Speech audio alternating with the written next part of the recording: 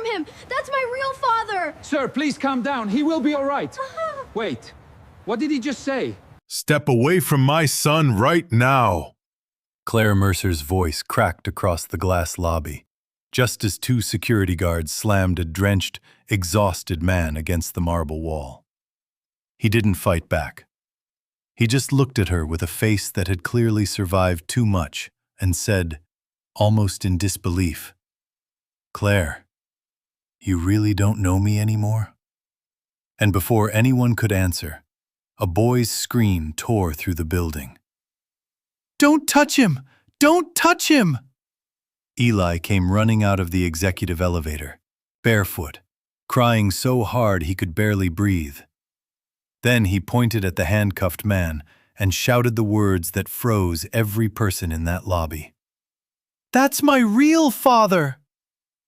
If stories like this hit you somewhere deep, subscribe, like the video, and tell me where you're watching from before we begin. Because this one doesn't just break your heart. It puts it back together differently.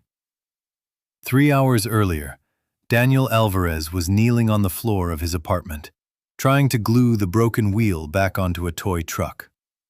His daughter Sophia sat cross-legged beside him, wrapped in a faded pink blanket, even though it was warm.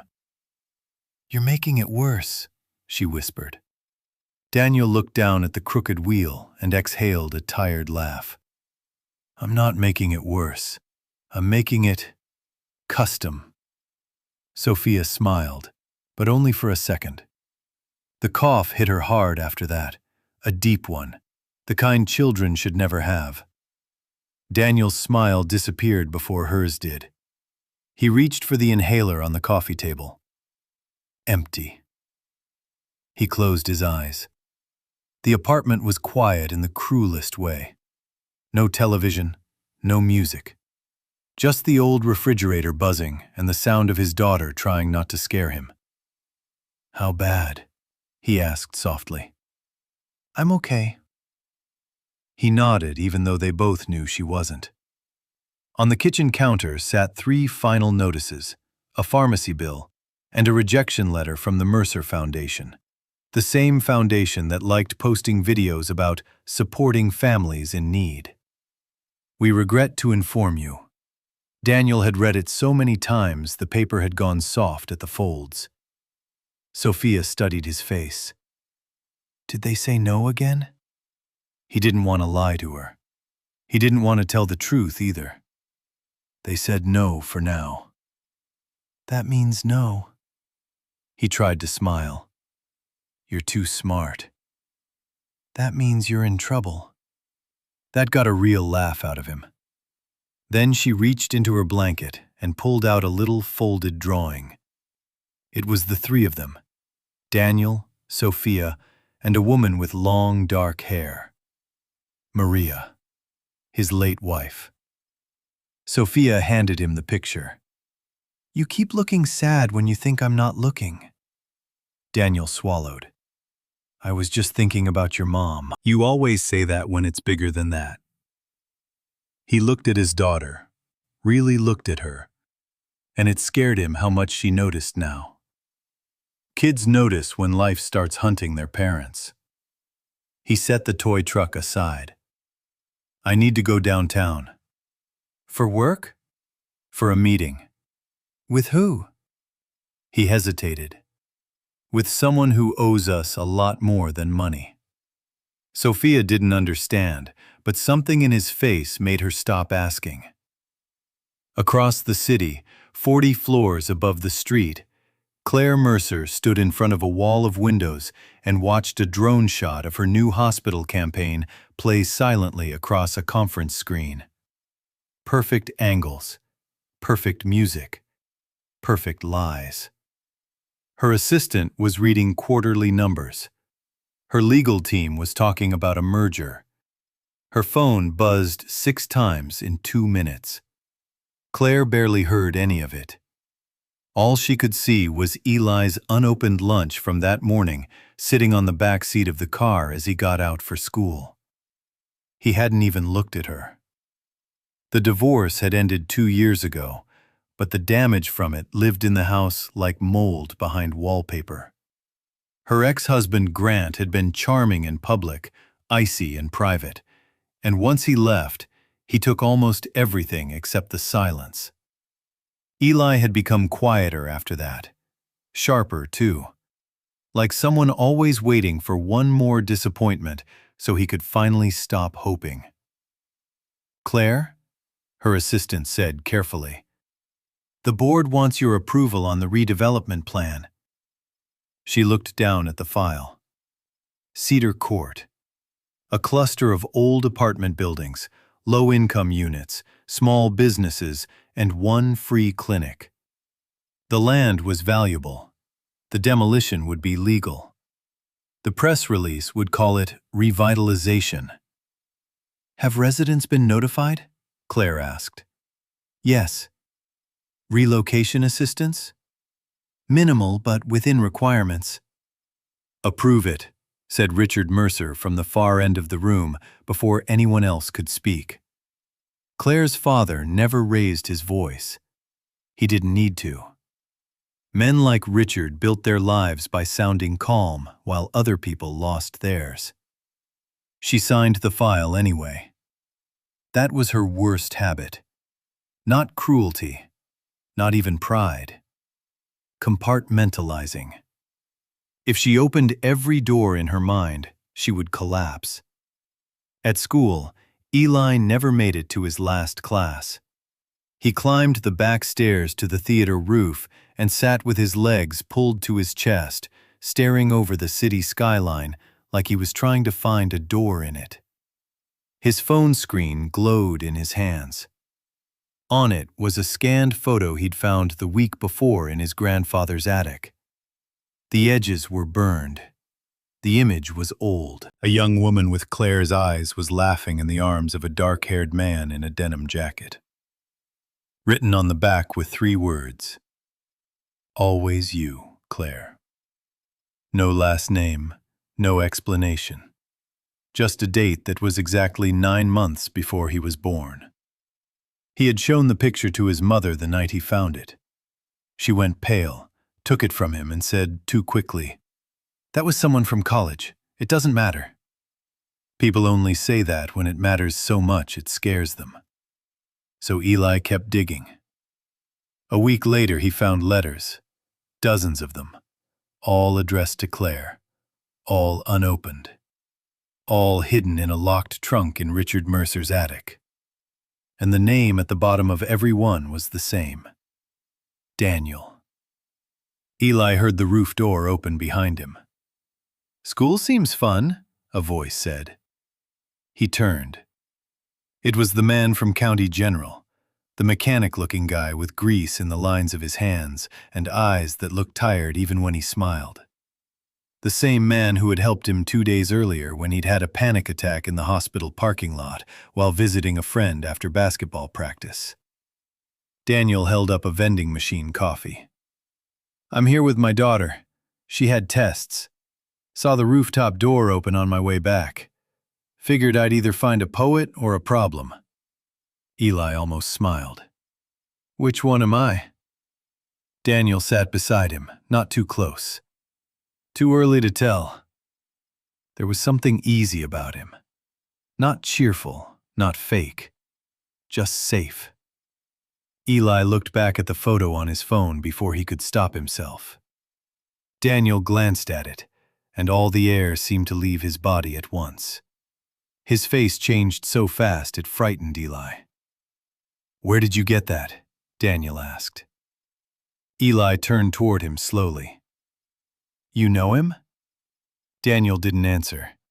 His eyes were fixed on the photograph like it had reached through time and grabbed his throat. Then he whispered, "That's me." The city noise below them felt like it vanished. Eli stared at him, waiting for the punchline. It never came. Daniel swallowed hard. "Who are you?"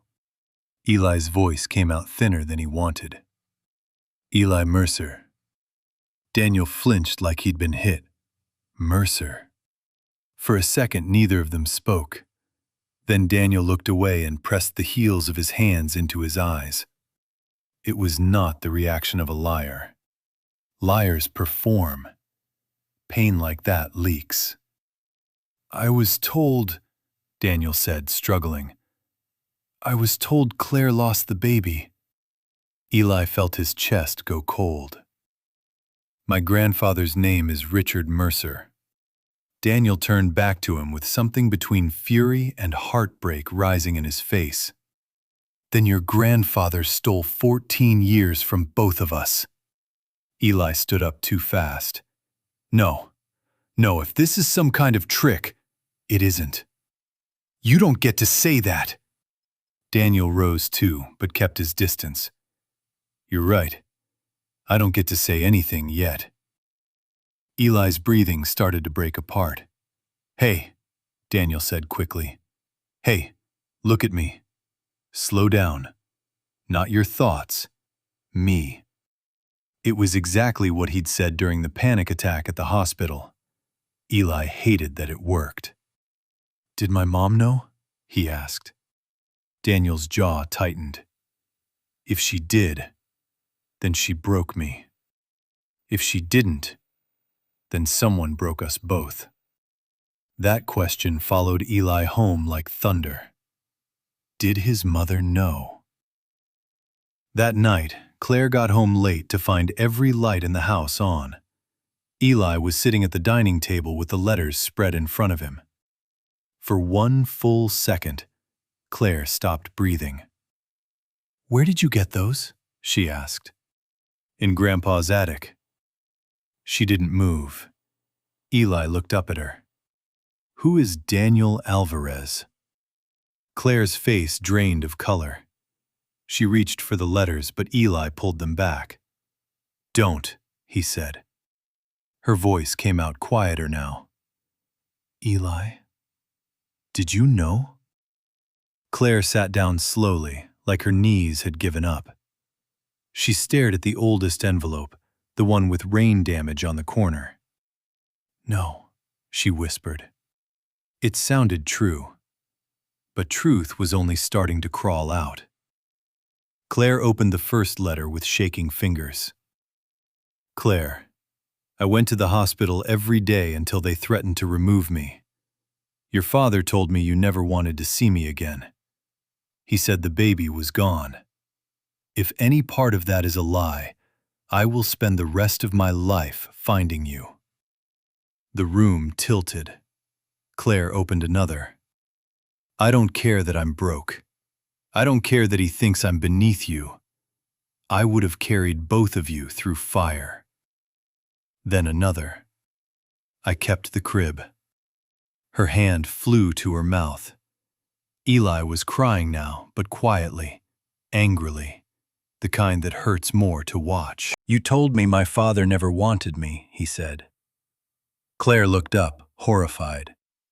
"That's what I was told." "By who?" She didn't answer. She didn't have to. The front door opened. Richard Mercer walked in, silver-haired, pressed suit, perfect posture. He took one look at the table and understood everything. No fear crossed his face, only irritation. Claire stood. "You told him I lost the baby." Richard set down his keys. "Because you were 22, pregnant, emotional, and attached to a man who could barely keep gas in his truck." "He wrote to me." "I protected you." "You lied to me." Richard's expression hardened. "I saved your life." Eli stood up so fast his chair fell backward. "You stole mine." Richard looked at him, and for the first time, that polished old mask slipped. "Eli, you are not old enough to understand the choices required to build." "I don't care about your choices!" Claire's whole body was shaking now. "Where is he?" Richard didn't blink. "If he's wise, nowhere near us." But Daniel was already on his way to Mercer Tower. He almost turned around twice on the subway ride. Not because he was afraid of Claire, because he was afraid of hope. Hope is expensive when you're poor. It asks for things you can't replace. In his jacket pocket was Sophia's hospital file. In the other was one of the only letters Claire had never received. He had brought it out of instinct, like maybe proof mattered in buildings made of glass. He wasn't going there to reclaim the past. He was going there because Sophia had been denied entry into an experimental treatment program owned by Mercer Health, and some exhausted social worker had whispered, "If you can reach the top, sometimes rules bend." The top. That was Claire now. The girl who once kissed him in the rain outside a laundromat and promised they'd never become people who looked away. When Daniel stepped into Mercer Tower, he knew immediately he didn't belong. The receptionist looked at his boots first, then his jacket, then his face. "Can I help you?" "I need to speak with Claire Mercer." "Do you have an appointment?" "No." "Then no." He slid Sophia's file forward. "My daughter is sick." She didn't touch it. "Sir, I need you to leave." "I'm not leaving." Security arrived before he finished the sentence. The first guard grabbed his arm. Daniel yanked free. "I said I need 5 minutes." Employees were already staring. Phones came out. The second guard pushed him toward the door, and Daniel hit the marble edge of a planter with his shoulder. That was the exact moment Claire stepped out of the elevator. She saw a struggling man in dirty boots. She saw security. She saw a scene. And then she saw his face. For half a second, 20 years vanished. Rain on cheap rooftops, shared French fries, promises whispered into the dark. Then her father's lies came flooding back over all of it. He left you. He sold you. He never came back. Her expression turned to ice. "How dare you come here?" she said. Daniel stared at her, stunned by how much she still looked like the girl he lost, and how completely she sounded like the world that stole her from him. "How dare I?" he repeated. Claire stepped between him and the elevator hallway. "You do not get to corner me in my office for money." Daniel laughed once, brokenly. "Money? What else would this be?" He pulled Sophia's hospital file from his pocket, but one guard twisted his arm and the papers spilled across the floor. Lab reports, bills, rejection letters, a child's crayon drawing. Claire looked down, confused for just a second. But pride got there first. "This is blackmail," she said coldly. "Call the police." "Claire," Daniel said, his voice low and shaking now. "Listen to me for once in your life before someone else does it for you." Her jaw tightened. "You told me our baby died," he said. The lobby went silent. A receptionist covered her mouth. Claire's face changed. "What?" "You heard me." Her voice cracked, not with weakness, but with fury. "Get him out of here." Daniel was shoved hard against the wall. "That child you buried in your heart?" he choked out. "He's alive." Claire's entire body locked. And that was when Eli ran out of the elevator. He must have been listening from upstairs. Or maybe he'd run the moment his grandfather's driver told him where Daniel was going. Maybe fear can move faster than elevators when it has to. He came into that lobby like his life was on fire. "Stop!" he screamed, tears blurring his face. "Stop hurting him!" Claire turned. "Eli!" But he was looking only at Daniel, at the man in handcuffs, at the man with his eyes. "That's my real father!" Nobody moved. Nobody even breathed right. Richard Mercer stepped out of the second elevator just in time to hear it. "Eli," he said sharply, "you don't know what you're saying." "Yes, I do!" The boy's voice broke across the marble and glass. "I found the letters. I found everything. You lied. You lied to both of them." Claire looked from Eli to Richard to Daniel, and something in her face collapsed inward. Not elegantly, not quietly, the way buildings fall after the supports are blown out. She whispered, "Dad, tell me this isn't true." Richard straightened his cuffs. "This man is unstable. He manipulated a child."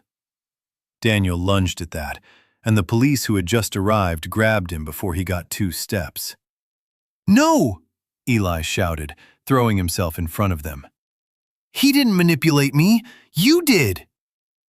Claire finally turned to Daniel fully, and what she saw there was worse than anger. It was grief that had learned to walk around in a man's body. The police started leading Daniel away anyway. He didn't fight. He looked at Claire one last time and said, "I didn't come here for revenge. I came because my daughter is dying." That hit harder than the paternity reveal. Claire blinked. "Your daughter?" Daniel laughed bitterly through split lips. "Yeah, my daughter. The one I actually got to raise." Then he was gone. That night, no one in the Mercer house slept. Eli locked himself in his room. Claire sat on the floor of her closet staring at the old ultrasound photo she had kept all these years, the one she thought belonged to a child lost before birth. Richard knocked once and walked in anyway. "You need to control this," he said. Claire looked up slowly. "He wrote to me for years." Richard stayed standing. "And you hid every word. He would have destroyed your future." "No," Claire said, rising now, her voice shaking with something dangerous. "You destroyed my life and then called it strategy." Richard's face sharpened. "Be careful." She actually laughed at that, and it sounded almost frightening. "Careful?" "I called the police on the father of my son because I believed you more than my own memories." Richard took a step closer. "Then fix it quietly. Pay him. Settle it. Make him disappear." Claire's eyes filled instantly, not soft tears, but furious ones.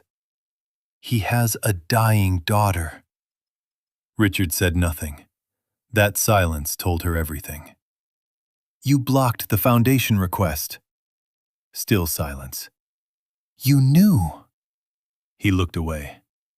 Claire slapped him, hard. For the first time in her life, Richard Mercer looked old. The next morning, every blog in the city had the same headline. CEO's secret son, scandal explodes at Mercer Tower. By noon, the board demanded a statement. By 1, Grant, Claire's ex-husband, called just to sneer. "You always did know how to create a circus." By 2, Eli had skipped school and taken a bus across town, using the address he'd copied from Daniel's hospital paperwork. Claire found out too late. When Eli knocked on Daniel's apartment door, Sophia opened it.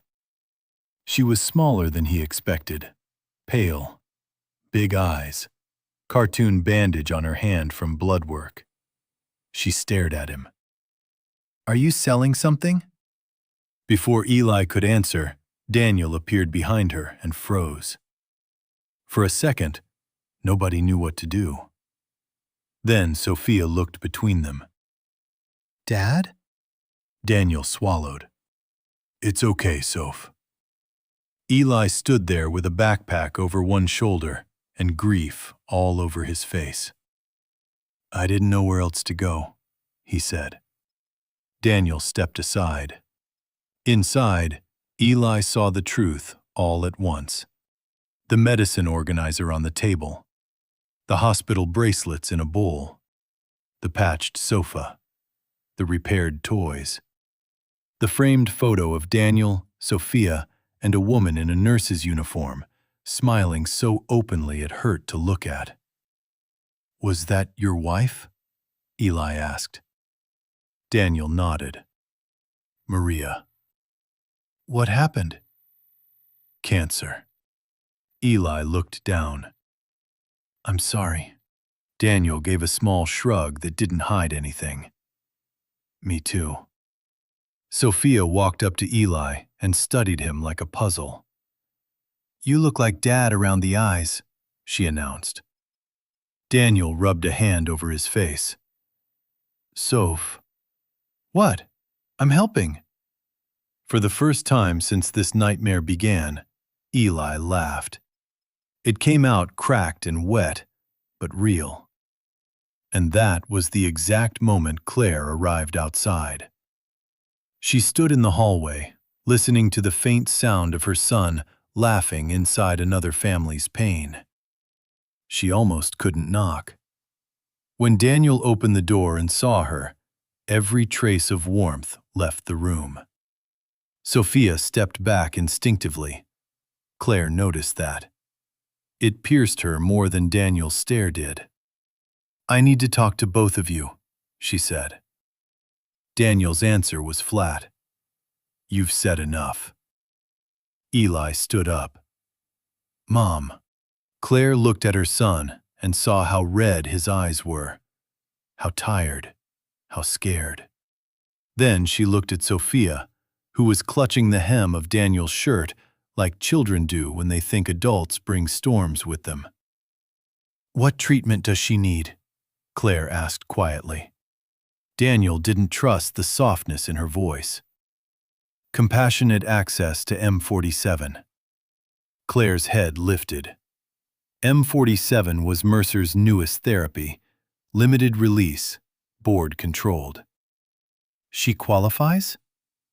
"She would, if your company stopped rejecting poor kids before reading the file." Claire closed her eyes for 1 second. That was enough for Daniel to speak the thought out loud.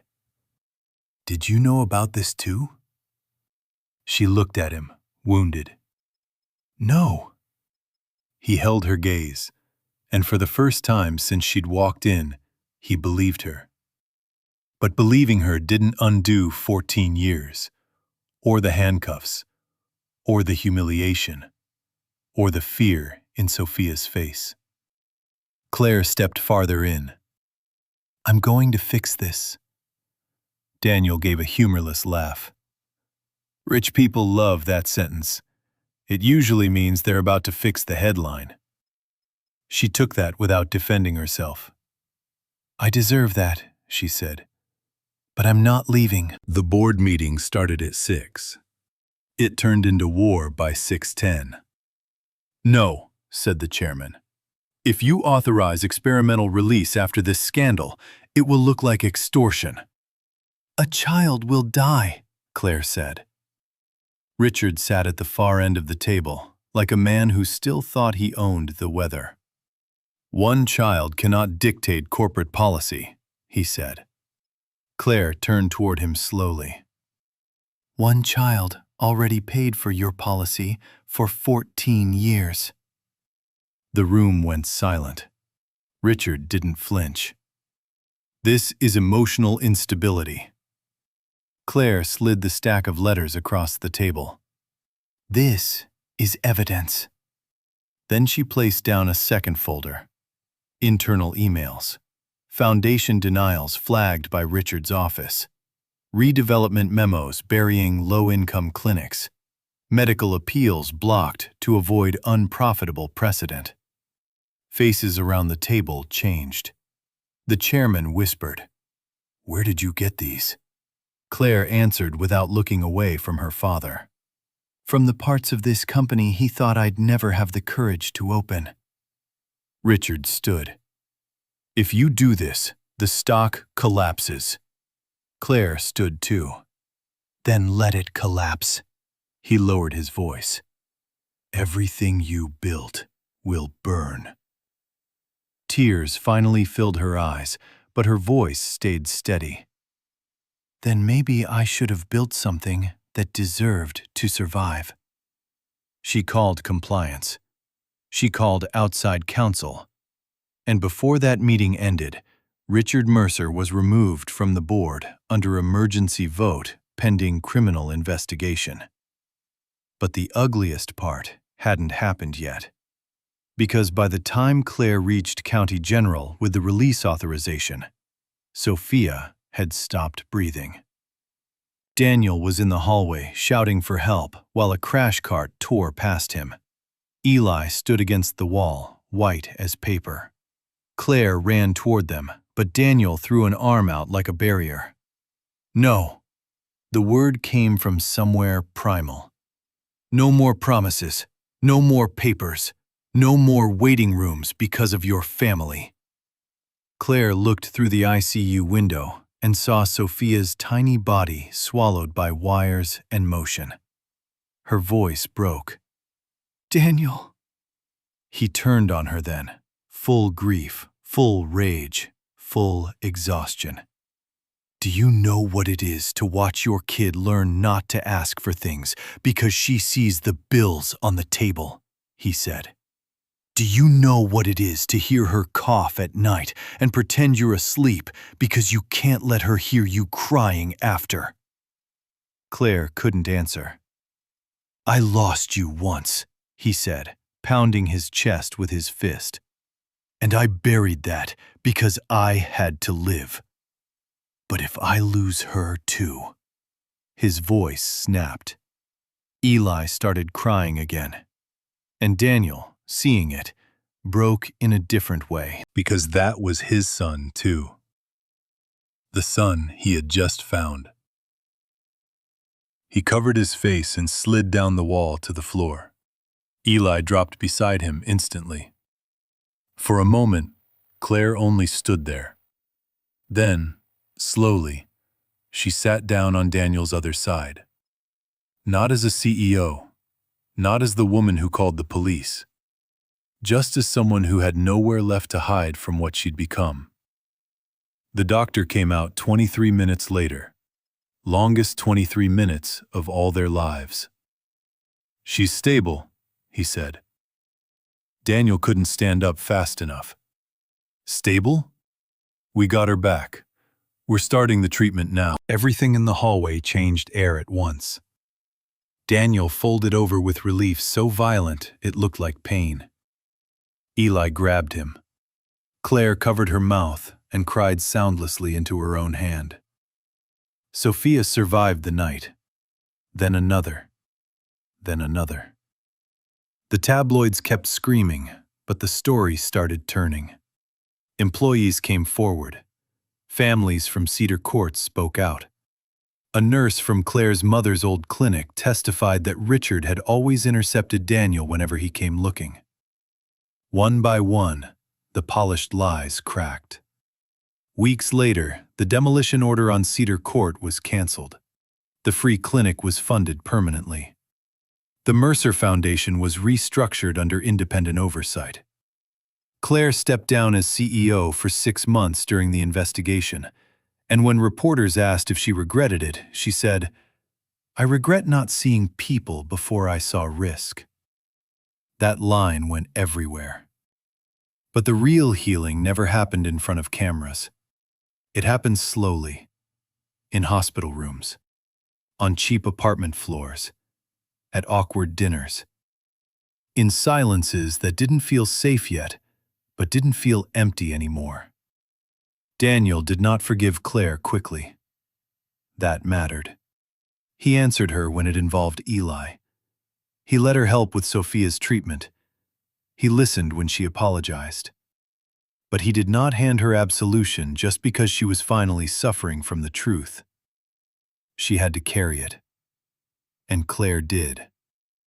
One evening, months later, Sophia was strong enough to run across Daniel's living room without coughing. Eli chased her. She won anyway. Claire stood in the kitchen doorway watching them, laughing breathlessly, and Daniel walked up beside her. For a second, Neither spoke. Then he said, "He gets that stubborn thing from you." Claire smiled through tears.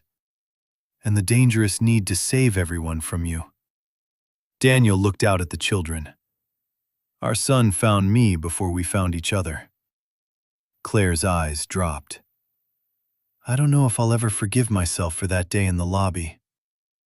Daniel was quiet for a moment. Then he said, "Good."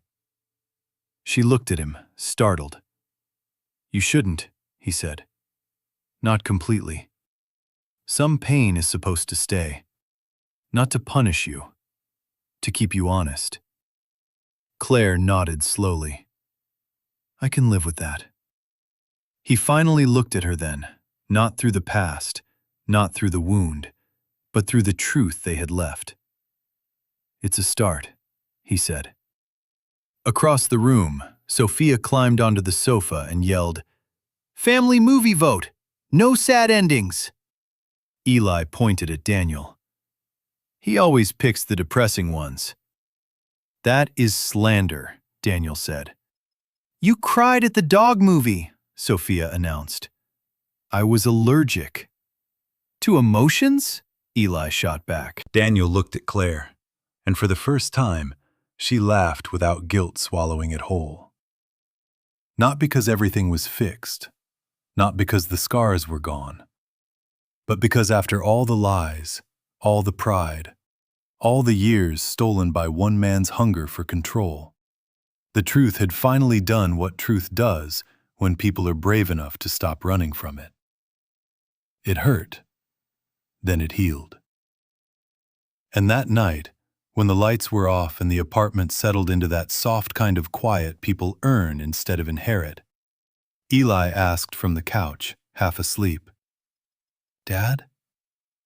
Daniel froze for just a second at the word. Then he answered, "Yeah? Don't disappear again." Daniel looked at his son, at Sophia asleep with a blanket wrapped around her feet, at Claire standing in the doorway with tears in her eyes. And he said the only thing a broken man can say when love gives him one impossible chance more.